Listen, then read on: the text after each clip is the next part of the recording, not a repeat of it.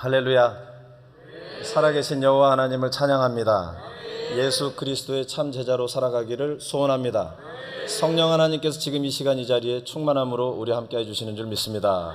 아멘. 오늘 우리 함께 나누실 말씀 요한계시록입니다. 요한계시록 2장 4절 5절 함께 읽도록 하겠습니다. 요한계시록 2장 4절 5절 말씀입니다. 찾으셨으면 우리 한 목소리로 합독하도록 하겠습니다. 그러나 너를 책망할 것이 있나니 너의 처음 사랑을 버렸느니라. 그러므로 어디서 떨어졌는지를 생각하고 회개하여 처음 행위를 가지라. 만일 그리하지 아니하고 회개하지 아니하면 내가 내게 가서 내 촛대를 그 자리에서 옮기리라. 아멘. 한번 따라해 보시겠습니다. 처음 사랑, 처음 행위. 아멘. 할렐루야. 저 기도원에서 왔습니다.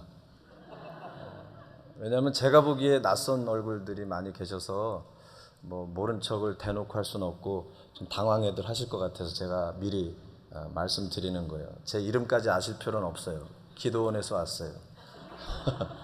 그래서 좀 거칠어요. 좀 거칠어. 피부만 거칠어진 게 아니라 표현도 많이 거칠어지고 사는 방식도 좀 거칠어진 것 같아요. 오늘 예배 드리면서 평소 때답지 않게 세련되지 못한 표현이 나온다거나 해도 기도의 영성이다 생각하시고 받아주시기 바랍니다. 아멘. 할렐루야. 그리고 덧붙여서 말씀드린다면 논리 같은 거 기대하지 마세요.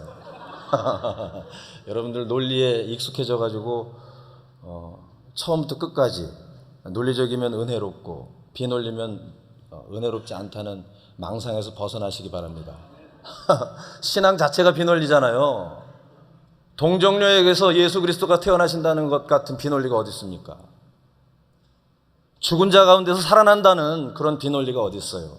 그러니까 논리적이어서 은혜로운 것이 아니라 비논리 속에도 주님께서 허락하시는 어마어마한 은혜가 담겨져 있는 줄 믿습니다. 그러니까 통으로 잡으려다 다 놓치지 마시고 중간중간에 짧은 표현 속에서라도 성령 하나님께서 주시는 귀한 마음이 담겨있다 여기시면 그거 하나 딱 붙잡고 가시면 될 줄 믿습니다. 아멘. 제가 논리보다는 기도원의 영성 기대하라 하셨는데 부서진 영성이요. 부서진 영성. 그런 차원에서 기도원 얘기 좀 해드려야죠. 그냥 갈 수는 없잖아요. 지난번에 한 석 달 전쯤인가 2부 예배 와서 개 얘기를 해드렸더니 그렇게들 좋아하시더라고. 아무것도 기억 못하고 개만 기억해. 개만. 그래도 괜찮아요. 그 개 얘기 속에 설교 한 편에 담긴 모든 뜻이 있으니까 오늘은 새 얘기 해드리렵니다. 기도원에 개가 새를 잡아왔다는 말씀 드렸는데요. 참 어이없지 않습니까? 당황스럽더라고요. 기도원에 개가 땅을 다니는 개가 하늘을 나는 새를 잡아왔어요.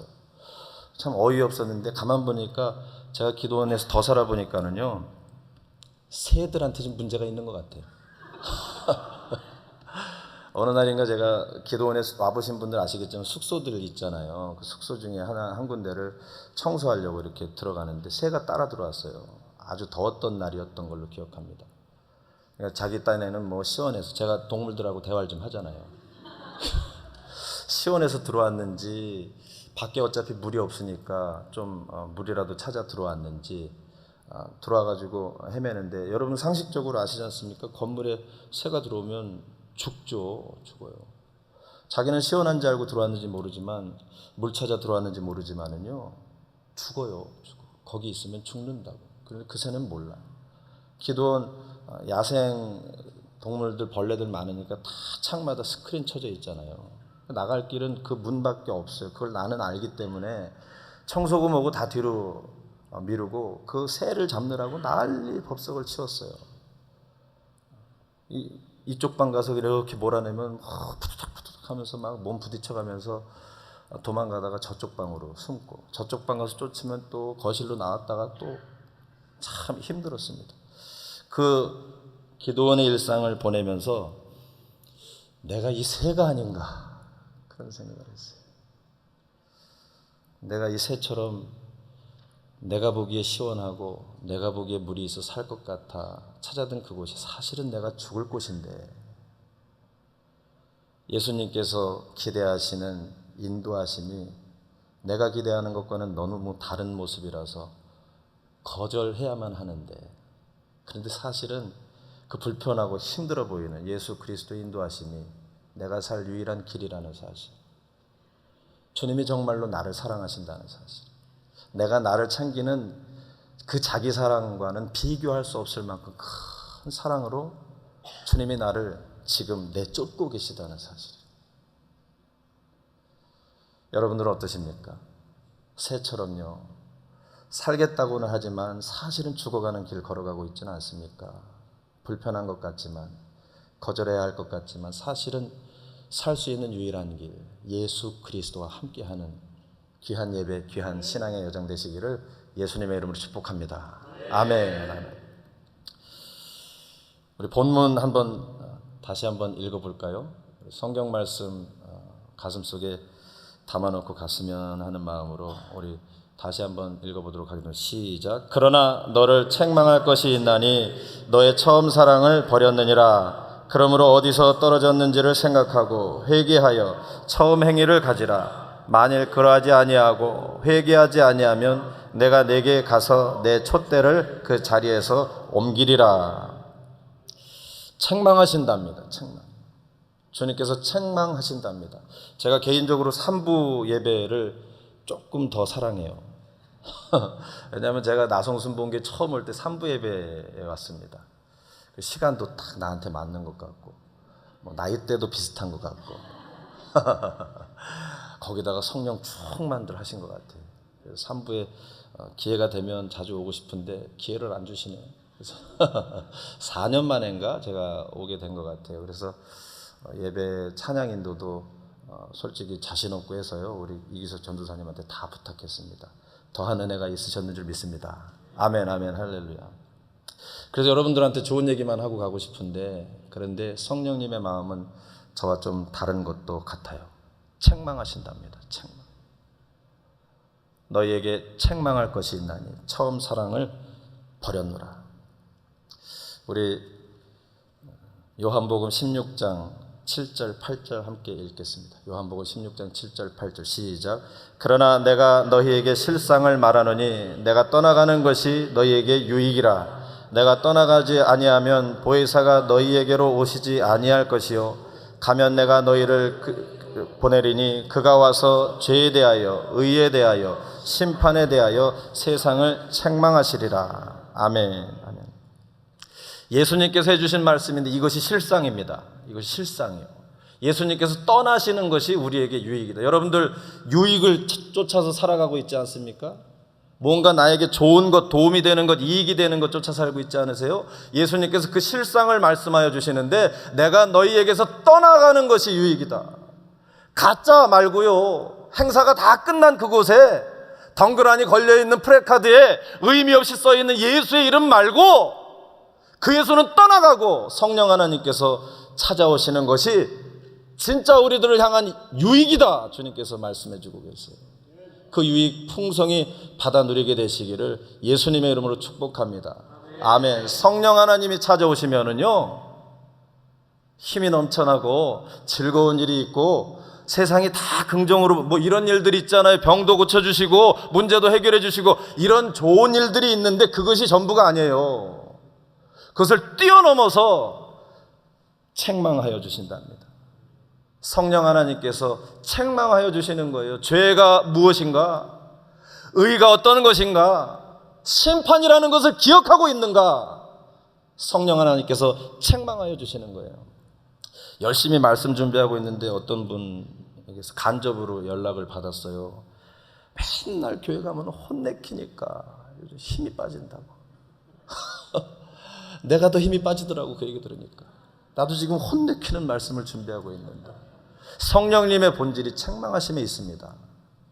여러분들 여기서 오랜만에 새 얼굴 만났으니까 좀 재밌는 시간 좀 가질 수 있겠다, 부담 없이 편안하게, 그런 기대하고 오셨으면 지금 다 내려놓으시기 바랍니다. 저는 한 번 하고 가니까 두려울 게 없어. 할 말 다 할 거야. 다 할 거야. 책망이 책망으로 들려지지 않으면 성령 없는 거예요. 성령님 받았다고 큰 소리 칠 게 없는 거예요. 오늘도 책망이 들려와서 도대체 내가 죄 가운데 있는가, 내 주위에 죄가 범람하는가 고민할 수 있게 해주시는 그 성령 하나님이 충만히 이 자리 가운데 함께 해주시는 줄 믿습니다. 의라는 것이요, 내가 옳다고 여기는 것, 내가 맞다고 생각하고 가야 한다고 여기는 그 방향, 그런 것들 고민하는 의가 아니라 주님께서 옳다고 여기시는 그 의를 고민하며 나아가는 책망의 성령님. 심판 다 끝났다고요? 예수님께서 분명히 말씀해 주시는데 심판 얘기하면 둘로 갈리더라고요. 예수 믿은 사람들 다 심판 끝났다고. 맞아요. 요한복음에 그렇게 써 있습니다. 그런데 아니라고, 다가올 그날, 주님의 날 심판이 우리를 기다린다. 요한복음에 또 그렇게 써 있어요. 주님께서 두 가지 다 말씀해 주셨습니다. 성령 하나님께서 심판에 대해 책망하여 주셔서 때로는 심판 앞에 자유하고 떳떳한 모습으로, 때로는 심판을 기다리는 겸손하고 두려워하는 마음 가지고 정말로 성령 받은 모습으로 살아가게 되기를 예수님의 이름으로 소원하고 축복합니다. 아멘. 아멘. 그 책망하시는 주님께서 처음 사랑을 버렸다 이렇게 말씀해 주고 계세요. 처음 사랑을 버렸다. 모르겠어요, 여러분들은. 근데 저 같으면요, 이렇게 아시잖아요. 요한계시록 읽어보신 분들 앞에 좋은 분위기로 칭찬해 주시는 듯한 내용도 기록되어 있는데, 그러나 너를 책망할 것이 있나니 하면서 분위기를 급 전환시키시면서 책망의 말씀을 주시는데, 너의 처음 믿음을 버렸다 이러셨을 것도 같은데 그렇지 않아요? 대답 안 하셔도 괜찮아요. 우리 저는 그렇게 자라왔으니까요. 어려서부터 믿음 하나 가지고 영혼을 살 수 있다고 그렇게 배워왔으니까요. 혹시라도 내가 믿음에 미흡한 면이 있어서 주님이 그렇게 책망하시는 것은 아니었을까라고 기대할 수 있는데, 그런데 사랑을 버렸다고 합니다. 그도 그럴 것이, 가만히 냉정하게 생각을 해보면요, 우리가 너무나도 쉽게 여기는 그 믿음이 사실은 어려워요. 너무나도 어려워요. 기도원 가서 이런 일 하면서 살아요. 쉽게 여겼던 그것들 다시 눈앞에 펼쳐놓고 심각하게 돌아보게 됩니다. 여기 예수님 안 믿는다는 사람 있어요? 아무도 없잖아요. 다 믿어요. 다 믿어요. 그런데 세상은 왜 아직도 그렇게 어두워요? 특히나 예수 안 믿는다는 사람들이 예수 믿는 우리를 그렇게 손가락질합니까? 주님의 은혜 주셔서 40년 되어진, 아이고 제가 이렇게 생각보다 많이 산 것 같네요. 40년 되어진 친구를 만나게 해주셨는데 예수 안 믿어요. 철저하게 안 믿어요. 돈은 많아요. 어마어마하게 많아요. 상상을 초월할 만큼 많아요. 그 친구가 한마디 해준 것이 잊혀지지가 않아요. 나는 사실 그 정도는 아닌 것 같은데, 이 친구가 한번 그런 얘기 하더라고요. 야, 한국에 내가 아는 목사님들은 어쩜 그렇게 의사 선생님들하고 똑같냐? 그래서 무슨 칭찬하는 말이 이어지나 했더니, 그렇게 부동산에 관심이 많아. 의사, 병원 하면, 제 사촌 형도 어디 저쪽에서 병원 하는데 건물부터 올리더라고. 건물부터 다 그냥 뭔가 흔들리지 않을 만한 재물을 쌓는데 왜 이렇게 관심들이 많냐고, 능하냐고 지적하는데요, 그게 가슴에 비수를 꽂혔어요. 비수를 꽂혔어. 필요하니까 하지. 유용하게 사용하는데 왜 그래? 그런데 그것이 그렇게 정말 진지한 비난으로 제 가슴 속에 남게 되어지더라고요. 예수 믿는다는 사람들이 세상에 그렇게 많은데 왜 그런 소리가 욕하는 소리로 들려올 수밖에 없습니까? 사실은 믿음이라는 것이 쉽지 않은 문제라서 그래요. 우리 선이해를 다 내려놓는 심정으로 한번 곰곰이 한번 생각을 해보면요, 주님께서 말씀을 듣고 행하는 자는 반석에 집을 지은 자 같다 그러셨잖아요. 말씀을 듣고 행하지 않는 자는 모래 위에 집을 지은 자 같다 그랬잖아요. 우리 다 아는 말씀 아닙니까? 그럼 말씀을 듣는다는 것이 집을 짓는 것이라고 말씀해 주시고, 행동하는 것이 반석이냐 모래냐라고 말씀해 주시는데, 사실 가만히 생각해 보면 제가 가지고 있었던, 혹은 여러분들이 아직도 가지고 계실 그 믿음의 이미지가 사실은 보이지 않는 땅 밑에 반석이나 모래 아니에요? 믿음이 든든한 반석같이 나는 흔들리지 않게 잡혀져 있어. 저 사람은 보아하니 믿음이 모래처럼 부슬부슬 흩어질 것도 같아. 그렇게 생각하고 판단하며 살아가지 않습니까? 저만 그래요? 그런데 예수님은 보여지는 집이요, 집. 그 든든한 믿음의 근거에서 나올 수 있는 행위 같은 것을, 그 집을요 오히려 들음, 믿음은 들음에서 나며 들음은 예수 그리스도의 말씀이라 하시는 믿음으로 여기시는 거예요. 제가 이해하고 기대하던 믿음의 모습과 너무나도 다른 반대 모습으로 가르쳐주고 계세요. 그러니까 오히려 보이는 집을 위해서 열심히 살아가는 인생들이지만 사실은 보이지 않는 반석, 아니 거꾸로요, 거꾸로 보이는 행위를 무시하고 보이지 않는 믿음을 추구하며 사는 것이 아니라 사실은 거꾸로 행동하는 것이 주님께서 말씀하신 보이지 않는 반석 같은 것이다, 이렇게 가르쳐 주고 계세요. 조금 더 생각을 해본다면 베드로 사도가 이런 말씀 하신 적이 있습니다. 제가 읽어드릴게요. 베드로전서 1장 17절 말씀이, 외모로 보시지 않고 각 사람의 행위대로 심판하시는 이를 너희가 아버지라 부른즉 너희가 나고네로 있을 때를 두려움으로 지내라. 외모로 보시지 않고 각 사람의 행위대로 심판하시는 이들. 하나님께서는요 외모로 보시지 않고 각 사람의 행위대로 심판하시는 분이시랍니다. 도대체 외모는 무엇이고 행위는 무엇입니까? 이쯤에서 제가 기도원 사역하니까 기도원 이야기는 조금 편하게 해드려도 될 것 같아요. 두 부류로 나뉘더라고요. 기도원에 오는 모든 사람들이 두 부류로 나뉘어요. 거기 예수 안 믿는 사람은 안 오는 곳인 거 아시죠? 예수님 믿는, 그것도 좀 진지하게 더 심각하게 믿는 분들이 오십니다. 그런데 두 부류로 나뉘어요. 신앙의 형식, 예배드리고 기도하고 찬양하는 모습으로는 하나인데, 그런데 정확하게 둘로 성도다운 사람인가 성도답지 않은 사람인가 탁 나뉩니다. 뭐 그런 거 있잖아요. 청소라든가 돈 문제라든가 뭐 전기, 절약이라든가 그런 거 있잖아요. 간단한 것들, 제가 해야 하는 일들. 야, 성도가 이 교회에서 온 거 맞아? 하는 모습으로 그렇게 헝클어 놓고 가는 사람들이 있고요. 요구하지 않았는데 깔끔하게 정말 예수님 다녀가신 것 같은 모습으로 하는 사람들이 있어요. 여러분들 여기서 일주일에 한 번 예배 드리시는 분들 있죠? 손은 들지 마세요. 그렇게 신앙생활에서 천국이 보장되어 있다고 생각하십니까? 정말 심각한 문제예요. 아니, 나만 가겠다는 소리가 아니라 같이 가고 싶어서 하는 소리예요. 진지하게 한번 생각해 보셔야 돼요. 우리 담임 목사님 오실 때까지. 정말 기도원 부원장이 던지고 간 이 화두가 진짜 진지한 신앙적인 질문인가? 아니면 혼자 사니까 외로워서 이 짜증이 많이 쌓여가지고 그냥 화풀이로 한마디 던진 것인가? 외모로 판단하시는 분이 아니라 행위로 심판하시는 하나님. 예배하는 행위 조금 남들보다 낫다고, 직분이 다르다고 큰 소리 칠 거 하나도 없어요.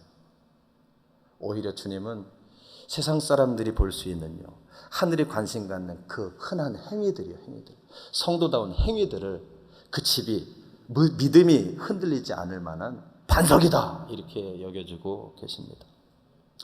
그래서 사랑 얘기하시는 것 같아요. 믿음 얘기하면 다 떨어졌지 뭐. 다 떨어졌어. 구원받는 근거가 되어진다는 믿음 얘기하면 사실은 다 떨어진 거야. 다 떨어진 거. 사랑이요, 사랑. 처음 사랑을 버렸느니라. 이 문제에서도 고민이 되어져요. 바울사도 사랑장애라고 하는 고린도전서 13장 13절 보면 그런 표현이 있잖아요. 믿음, 소망, 사랑, 이것은 항상 있을 것인데 그 중에 제일은 사랑이라. 왜 믿음이라고 안 하셨을까? 뭐 로마서는 말할 것도 없고 뭐 갈라디아서니 뭐 그 많은 서신들을 통하여서 믿음으로 구원받는 것이다, 믿어야 한다, 율법주의에서 벗어나야 한다, 그렇게 강변하던 바울사도가 왜 그 중에 가장 큰 것이, 가장 소중한 것이 믿음이다 얘기하지 않고 사랑이라고 하셨을까? 지금 요한 사도는 왜 너희들이 처음 믿음에서 떨어졌다 표현하지 않으시고 처음 사랑을 버렸다 하실까? 이렇게 힘있게 소리치니까 멋진 답이 있으실 것 같으시죠? 없어요, 그런 거. 질문하는 거예요. 같이 고민하고 싶어요. 처음 사랑이요, 처음 사랑. 처음 사랑 통역하시는 분한테 죄송한데 이 처음 사랑을 저는요 평생 첫사랑처럼 기억했어요. 맞아, 내가 첫사랑 배신했었지. 그래서 예수님 만난 거를 첫사랑으로 그렇게 표현하신 건가 보다. 맞아, 내가 많이 변질됐어. 그때는 예수님만 생각하고 막 그냥 교회, 헌신, 여행 막 그냥 예수님만 바라보며 산 것 같은데 요즘 슬금슬금 딴 사람도 보이고 그 첫사랑 얘기하시나 보다. 사실 그 정도로밖에 이해를 못했었어요. 시간적으로 앞선 사랑이요, 시간적으로. 그런데 아니에요. 여기 처음 사랑은요 프로토라는 단어 혹시 들어보셨죠? 프로토타입이라고 뭐 개발할 때 처음 하는 훨씬 더 풍성한 뜻을 가지고 있더라고요. 가장 중요한 진짜인 원래의 사실은 그것뿐인 그런 진짜 사랑을 버렸다 이렇게 말씀해 주시는 거예요. 바울 사도를 통해서 주시는 말씀으로도 확인되지 않습니까? 사랑이 아니면 믿음으로 산을 옮겨도 소용없다 하시는 거예요. 여러분들 믿음으로 산을 옮기는 게 더 위대해 보이세요? 아니면 믿음으로 천국 가는 게 더 위대해 보이세요? 대답은 하지 마세요. 나만 얘기할게. 믿음으로 산을 옮기는 게 더 위대해 보이는 것도 같아. 그런 일이 벌어질 수가 없으니 평생 난 본 적이 없어. 그런데 설사 믿음으로 산을 옮겨낸다 할지라도 사랑이 없으면 아무 소용없다. 사랑 없는 모습으로 천국을 상상할 수 있습니까? 그 처음 사랑, 본래 사랑, 프로토의 아가페를 놓쳐버렸는데 천국 가면 뭐 할 거예요? 그러니까 이 땅 가운데서 천국이 누려지지 않는 거죠. 손가락질 당하는 거죠. 왜 그렇게 세상 재물에 관심이 많냐고, 세상적인 사고방식에서 벗어나는 것이 없냐고 세상 사람들이 손가락질 하는 거죠. 그 처음 사랑을 버렸다 주님께서 말씀해 주고 계세요. 사랑 너무나도 소중한 그 처음이라는 개념이요, 요한계시록 1장 제가 한 구절 읽어드릴게요. 1장 17절 하반절에 보면 나는 처음이요 마지막이다 이렇게 주님께서 말씀하십니다. 나는 처음이요 마지막이다. 거기서도 똑같이 프로토라는 단어 쓰죠. 프로토스. 내가 처음이다. 너는 처음 사랑을 버렸다. 시간적으로 앞선 그 사랑이 아니라 예수 사랑을 버렸다는 거예요. 이쯤에서 기도원에서 나를 힘들게 했던 새 생각이 나요. 내가 새보다는 나야 할 텐데 내가 자기를 죽이는 줄 알아요. 해코지하는 줄 알아요. 자유를 방해하는 줄 알아요. 억압하는 줄 알고 나를 피하느라고 정신없어요. 나는 정말로 그 새의 생명을 사랑하는데 그 사랑을 몰라요. 이해하지 못해요. 예수 사랑 버렸다. 그러므로 어디서 떨어졌는지를 생각하고 회개하여 처음 행위를 가져라. 떨어졌다고 표현하지 않습니까? 떨어졌다고요. 처음 사랑을 버렸다 하시고 떨어졌다라고 표현하세요. 그러니까 너무 힘들어하지 마세요. 주님께서 붙잡고 계시는 것인데 우리가 거기서 떨어져 나온 거예요. 한번 생각을 해보세요. 이런 생각은 정말 심각하게 해야 돼요. 그러니까 일부러라도 짬내서 기도원 한 번씩 좀 오세요. 와서 같이 금식하면서 생각하는 거예요. 내가 어디에서 떨어졌는가? 주님께서 붙잡아 주셨는데 어디에서 떨어졌는가? 내 아들 때문에 떨어졌다. 내 남편 때문에 떨어졌다. 돈 때문에 떨어졌다. 내 건강 때문에 떨어졌다. 관계 때문에 떨어졌다. 나를 인정하지 않아주는 세상 때문에 떨어졌다. 오히려 자식에게 집중하고 남편만 바라보고 돈 좀 생기면 예수님보다 더 위로가 느껴지고 세상이 알아주면 예수님이 이거 보고 필요 없어지는, 거기서 떨어졌다. 그 생각을 하며 회개하여 처음 행위를 가져라, 이렇게 말씀해 주십니다. 이쯤에서 인정해야 한다는 사실 짚고 넘어가야겠습니다. 아무리 말씀 전하면 뭐합니까? 인정해야지. 나를 향해 주시는 말씀이다. 인정해야지. 지금도 그냥 뭐 시작한 지 30분도 안 됐는데 눈 감고 계신 분도 계셔. 어차피 난 한 번 하고 갈 거니까. 담임 목사님 계실 때 그러지 마세요. 이게 얼마나 귀중한 자리입니까? 저도 복, 여러분도 복이에요. 저는 오랜만에 이렇게 많은 사람들과 예배할 수 있어서 복이고요. 찬양 소리 들을 수 있어서 복이고요.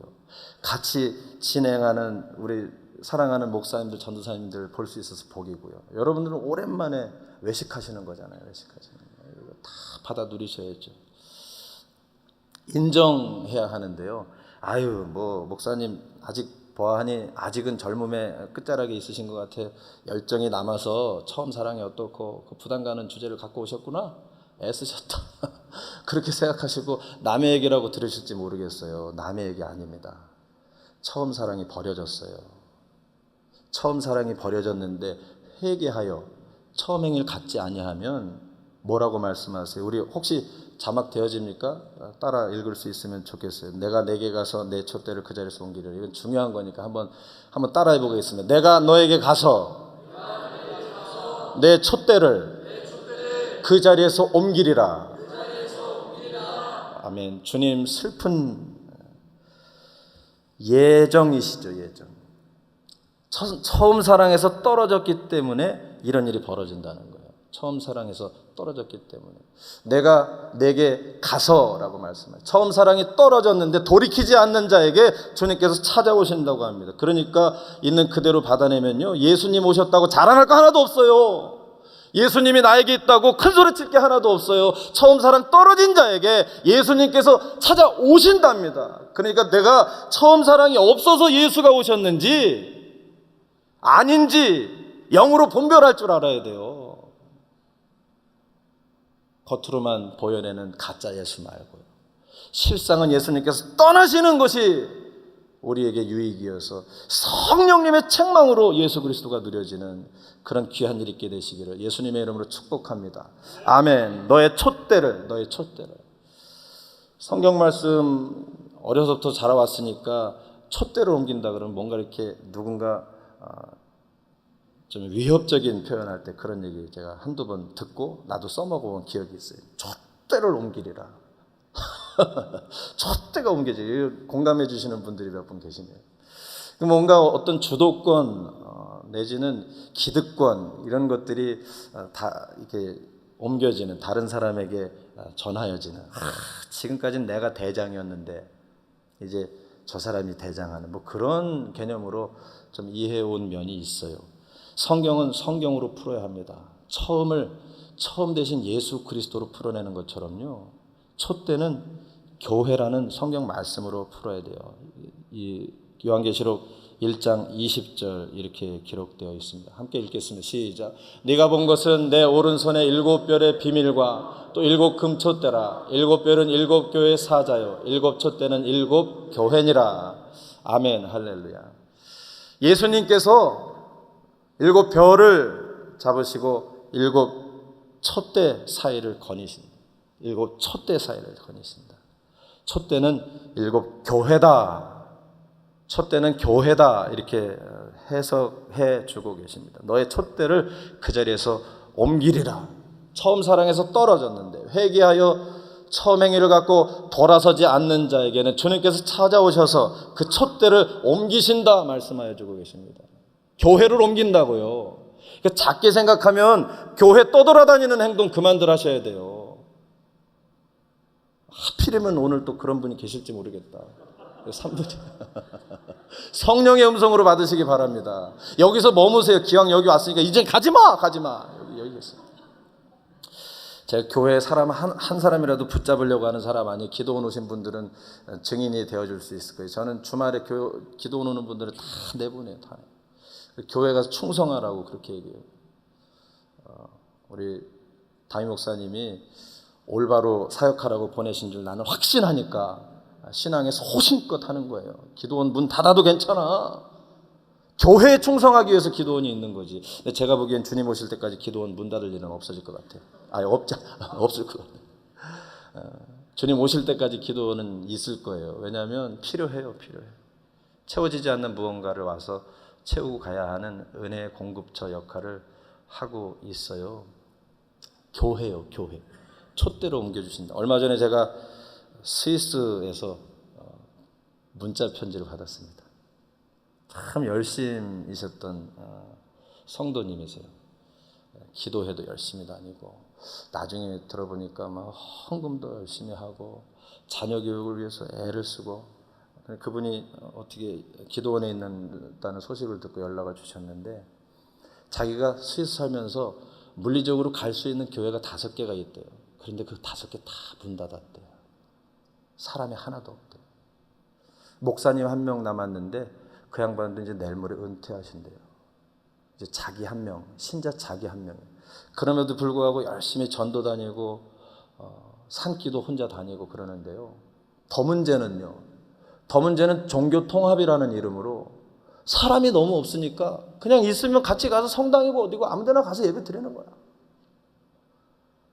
다른 사람들 이야기로 들리시는 것이 큰 복인 줄 믿습니다. 여러분들 서로 사랑하실 이유가 충분해요. 함께 예배할 수 있다는 것이 얼마나 큰 복인지 몰라요. 저는 기도원에서 가끔 가다가 혼자 예배 드릴 때가 있어요. 그렇게 자주는 아니지만 한 번씩 혼자. 상상을 해보세요. 여기 아무도 없어. 혼자. 이걸 지금 혼자 하는 거야. 혼자. 나중에 이 녹음으로 듣는 우리 사모님 표현으로는 더 은혜롭대. 속은 타들어가요. 얼마나 힘든지 몰라요. 눈물이 핑 돌아요. 힘이 쭉 빠져요. 쓰러지고 싶어요. 그래서 너무너무 힘들어할 때 그 문자 편지를 받은 거예요. 오히려 슬픈 이야기인데 나에게 큰 위로가 되었어요. 세상이 그렇게 변화해가고 있구나. 촛대가 옮겨져 가고 있구나. 아니 이미 옮겨졌구나. 여러분들 아시잖아요. 유럽이 미국에게 신앙을 전수해줬고요. 그 미국이 나에게 여러분들에게 신앙을 전수해줬어요. 유럽은 무너졌습니다. 교회 촛대가 사라졌어요. 처음 사랑을 버렸기 때문이에요. 돌아서서 처음 행위를 갖지 않았기 때문이에요. 미국 사라지고 있어요. 한국은 어떻습니까? 다음 세대가 없잖아요. 모든 교회가 이제 정신이 났다 싶으면 다 다음 세대 해가지고 이제 다음 세대를 향해서 집중하는데 살짝 늦은 감이 있어요. 저는 기도원 목사라 솔직합니다. 늦은 감이 있어요. 다 떠나고 이제 뭐 어떻게 하겠다는 거예요. 젊은이들 주님께서 이 나성순복음교회를 향해서 보내주고 계신데 여러분들끼리 똘똘 뭉쳐서 다음 세대를 향하여서 신앙을 전수해야 합니다. 촛대를 지켜내야 합니다. 그 촛대를 지키기 위해서 주님께서 요구하시는 처음 행위를 가져야 합니다. 처음 행위요. 이 처음 행위의 처음도 프로도 같은 단어 쓰고 계세요. 내가 처음이다 하신 예수 그리스도의 행위요. 예수 그리스도께서 기대하시는 행위요. 행함에 대한 요구는 언제나 많지 않습니까? 그래서 우리 go, send, help 가든지 보내든지 돕든지 돕지만 말고 보내고 가게 되시기를 예수님의 이름으로 축복합니다. 갔다 오는 것도 말고 그냥 가는 거. 센스 있으신 분들이 알아들어 주시네. 감사합니다. 단기 성경 다 갔다 오는 거잖아요. 그건 가는 거 아니야. 갔다고 생각하시면 안 돼요. 가서 사라지는 거죠. 예수 그리스도의 제자 돌아온 사람 아무도 없어요. 다 갔어요. 뒷일이 어떻게 되었는지 알 길이 없어요. 그게 십자가의 길입니다. 예수님께서 오늘 우리를 향하여서 그 십자가를 지라고 요구하고 계세요. 구체적으로 어떤 행위를 하여야 되는가 성경 말씀이 가르쳐주고 계세요. 계시록 2장 2절 함께 읽겠습니다. 계시록 요한계시록 2장 2절 시작.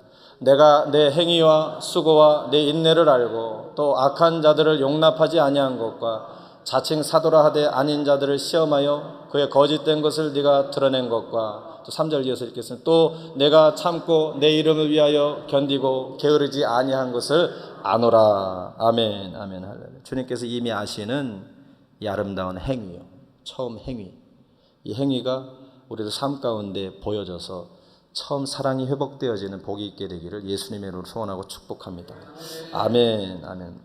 한 가지씩 꼽아 본다면 주님께서 아신다는 그 행위요, 처음 행위, 악한 자들을 용납하지 아니한 것, 악한 자들을 용납하지 아니한 것. 기도원에 있으면서 시편을 참 많이 읽게 되어지는데 다윗이 표현한 시들 중에 악한 자에게서 건져 주옵소서, 악한 자에게서 구하여 주옵소서 하는 편이 참 많이 나와요. 물론 힘든 삶을 살았겠지만 사실 다윗이 그렇게 힘들지만도 않았잖아요. 누리고 30대에 벌써 한 나라의 왕이 되고, 나중에는 솔로몬한테 줘야 되는지 누구한테 줘야 되는지 왕이 물려주는 것까지 잊어버릴 정도로 오래오래 누리면서 살았잖아요. 그러니까 그렇게 힘들게 산 인생이라고만 보기도 어려운데 그렇게 악인에게서 구하옵소서. 도대체 악인이 누구인가? 용납하지 아니하여서 주님이 알아주신다는 그 행위가 도대체 뭔가? 악인이라고 알면 우리가 용납할 사람이 어디 있습니까? 아무도 없을 것 같아요. 그렇죠? 악인인 줄 알면 용납할 사람 아무도 없어요. 용납의 문제가 아니고 악이 무엇이냐 선이 무엇이냐의 문제겠죠. 내가 저 사람을 악인으로 여겨서 용납하지 아니하느냐 선인으로 여겨서 용납하느냐, 용납의 문제가 아니라 선이 무엇이냐 악이 무엇이냐의 문제라는 말씀이죠. 우리 미가서 6장 8절 함께 읽도록 하겠습니다. 시작. 사람아, 주께서 선한 것이 무엇임을 내게 보이셨나니 여호와께서 내게 구하시는 것은 오직 정의를 행하며 인자를 사랑하며 겸손하게 내 하나님과 함께 행하는 것이 아니냐. 아멘 아멘 할렐루야. 사람아, 주께서 선한 것이 무엇임을 내게 보이셨다. 선한 것이 무엇인가 찾아 나선 인생이십니까? 주님께서 말씀 통해서 분명하게 가르쳐주고 계세요. 선하다 악하다는 내가 기준 되어지는 것이 아니에요. 하나님께서 보여주시는 거예요. 내가 원할 때에 딱 되어지는 것이 선 같지만 그것이 선이 아니라는 거죠. 내가 원하는 곳에 가지 못하면 그것이 악인 것 같지만 그것이 악이 아니라는 거죠. 선은 하나님께서 우리들에게 구하시는 것, 정의와 사랑의 겸손의 마음으로 하나님과 함께 하는 것. 오해는 하지 마세요. 기도원 생활이 쉽지만은 않습니다. 뭐 일이 많아서 힘들기도 하고 또 반대 아무도 없어서 힘들게 하고 여러 가지 뭐 그런 일들이 있어요. 그러니까 누구한테 권해줄 수가 없어. 이 고난을 나 혼자 지고 가야지. 누구한테 권해줄까 싶어요. 쉽지 않은 길을 가고 있어요. 어떤 분들은 막 걱정해 주시는 분들도 있어요. 빨리 빠져나오라고. 빨리. 안 빼주면 그냥 도망가. 외국의 어떤 분은 그런 얘기까지 해주시더라고요.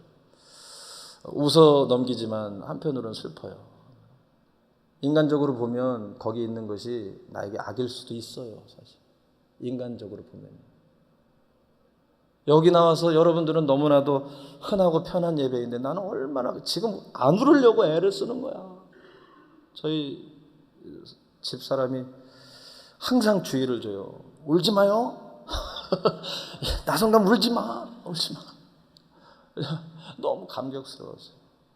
이 흔한 예배가 너무 감격스러워요. 드럼 소리, 키보드 소리, 보컬들의 그 목소리가 너무나도 좋아요.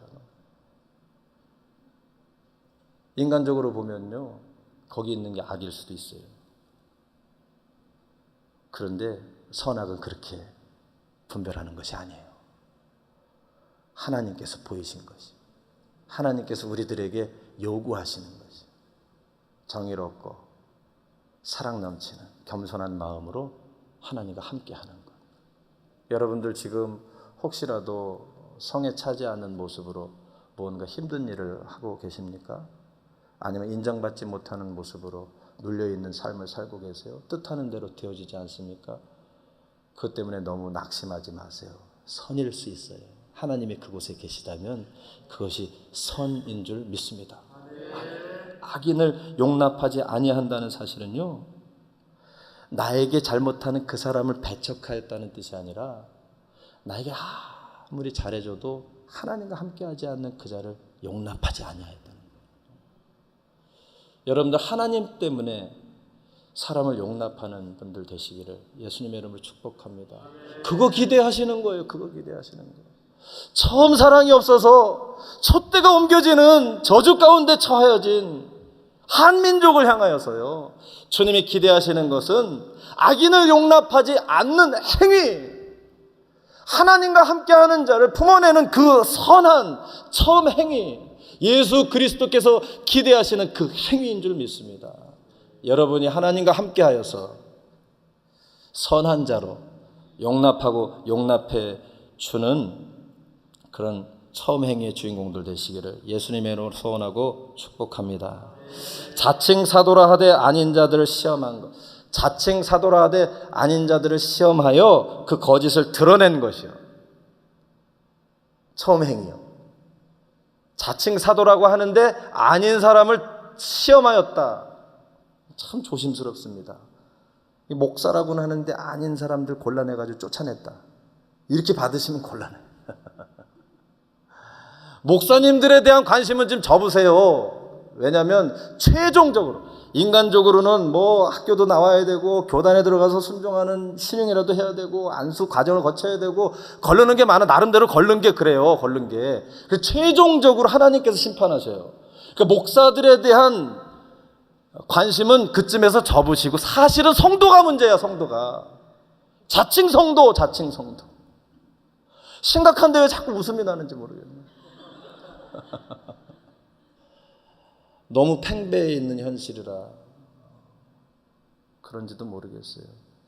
다 성도라고 하는데 성도다운 사람들은 별로 없어요. 우리 기도원에도 다 성도라고 하는데 그 중에서 골라진 성도들, 여기 기도원 그렇게 자주 오시는 분들이 있어요? 없잖아. 열심히 해요. 지난 여름에 얼마나 뜨거운데 난 거기서 숨쉬기도 힘든데 거기 와가지고 막 그냥 밤새 기도하고. 걸러진 성도인데요, 그런데 성도다운가 아닌가의 문제가 또 기다리고 있더라고요. 자칭 성도예요. 자칭 성도. 고린도전서 우리 한 구절 읽으면 좋겠습니다. 고린도전서 1장 2절 말씀, 1장 1절이라고 제가 썼네요. 1장 2절 함께 읽겠습니다. 시작.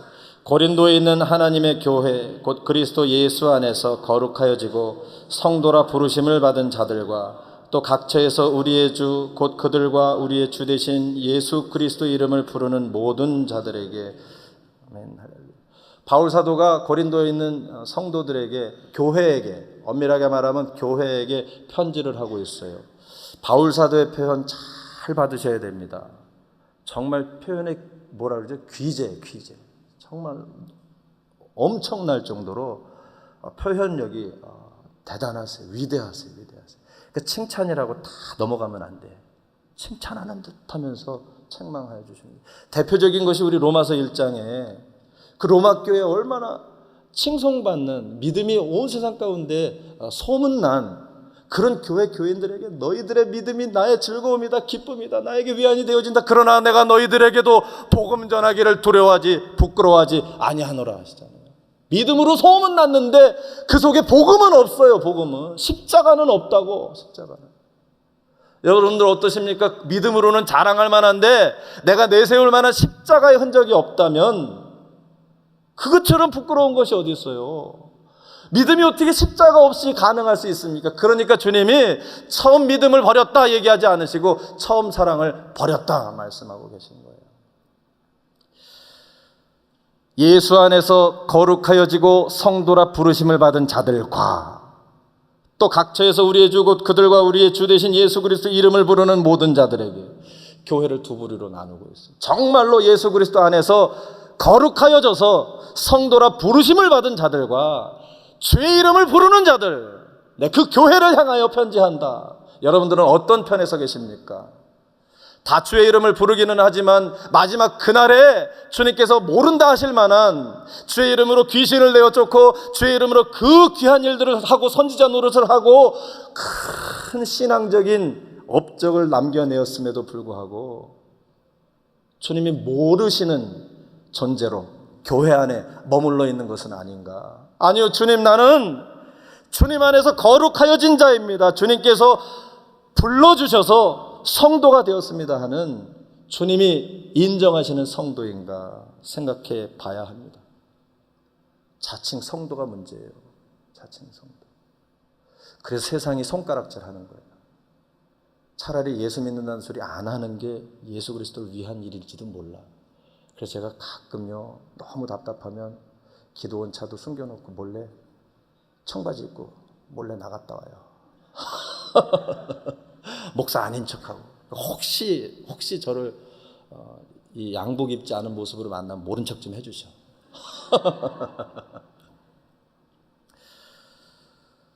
시험하라 말씀해 주십니다. 시험하라.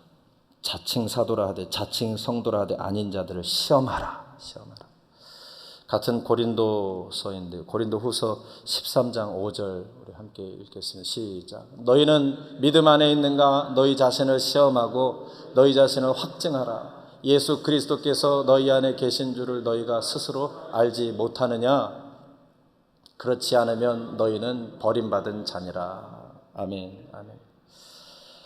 스스로 시험하라고 말씀하십니다. 스스로 시험하라. 그러니까 우리가 살 이유가 충분한 거예요. 인생이 제대로 뜻대로 되어지지 않는다고 이쯤에서 멈췄으면 좋겠다. 신앙 매일 따분하다. 그렇게 생각할 여지가 없어요. 할 일이 있어요. 스스로 시험하여 확증하는 거예요. 내가 믿음 안에 있는가?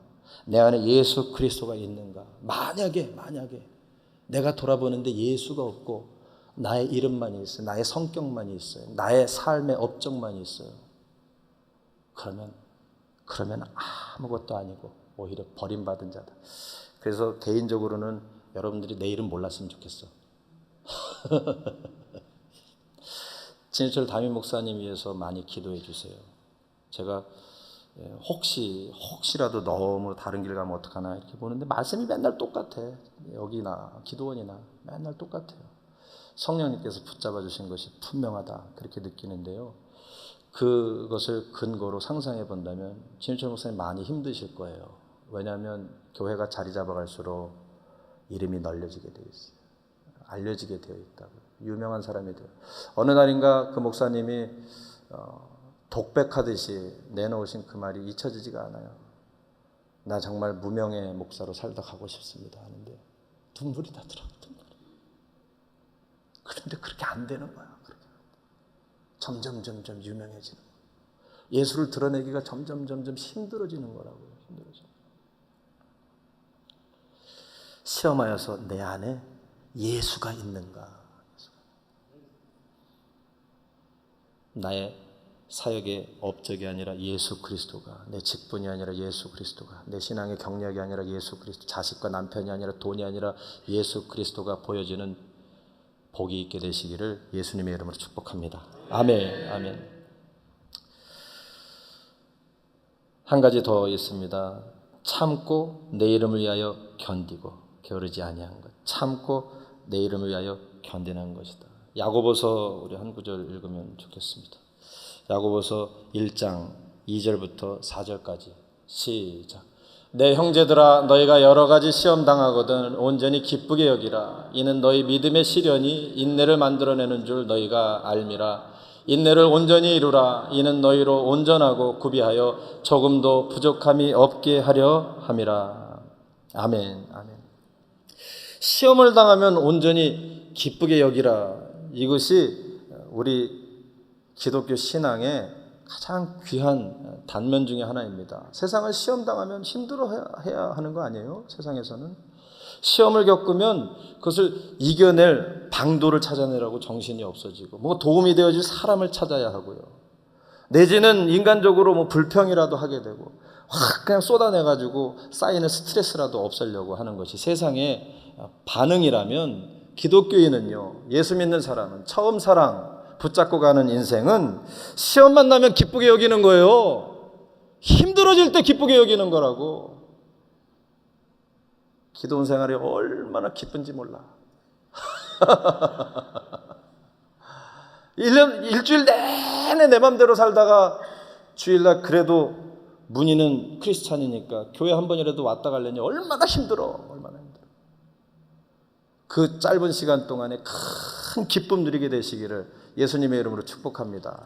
시험을 만나서 온전히 기쁘게 여기는데 그쯤에서 멈추는 것이 아니라 그 시험 때문에, 시련 때문에 인내가 생겨나는 것을 알지 않느냐? 인내를 온전히 이루라. 이렇게 말씀해 주십니다. 인내를 온전히. 세상 상식으로는요, 이런 바보 같은 소리가 어디 있어요? 뭐 돈을 만들어라라든가 어떤 지위에 올라라라든가 사업을 번창하게 해라라든가 뭐 있잖아요. 그런 거 우리가 성공이라고 여기는, 골이라고 생각하는, 크기라고 여기는 뭐 이런 것들, 그런 것들 이루어내는 것이 아니라 과정으로만 여겨지는 그 인내를 이루어라 말씀해 주고 계십니다. 그러니까 누군가 때문에 힘들어요. 그 사람하고 관계 풀어지는 게 중요한 게 아니에요. 사실은 그 힘든 과정 속에서 인내를 보여내는 거예요. 어떤 분이 나한테, 목사님 내가 이런 꼴을 당하는데 내가 참아야 돼. 참으세요. 내가 참았는데도 이래도 그래도 참아야 됩니까? 참으세요. 교회 떠나고 싶어요. 견디세요. 견디세요. 왜냐하면 하나님은 그 문제가 아니라 사실은 견뎌내는 것에 관심이 있으시기 때문이에요. 지금 어마어마하게 하나님께서 기뻐하실 만한 일을 하고 계신 거니까 더 견디세요. 더 견디세요. 여러분들 견뎌내게 되시기를 예수님의 이름으로 축복합니다. 처음 사랑이요. 처음 사랑. 바울 사도를 통해서 고린도서 13장에서 가르쳐 주시는 그 사랑이요. 사랑. 모든 것을 참고 모든 것을 견뎌내는 사랑이요. 사랑. 처음 사랑이요. 예수 사랑. 주님께서 처음 행위를 통하여서 처음 사랑 회복하기를 원하고 계세요. 제가 3부 거의 처음이나 마찬가지라고 그랬잖아요. 언제쯤 마치면 돼요? 네. 슬슬 지겨우실 때 되셨어요? 논리에 익숙하셔서 통으로 받기가 힘드신가? 그 중에 하나라도 붙잡아 주신 줄 믿습니다. 논리에 익숙하신 여러분들 위해서 제가 봉사하는 심정으로 정리를 해드린다면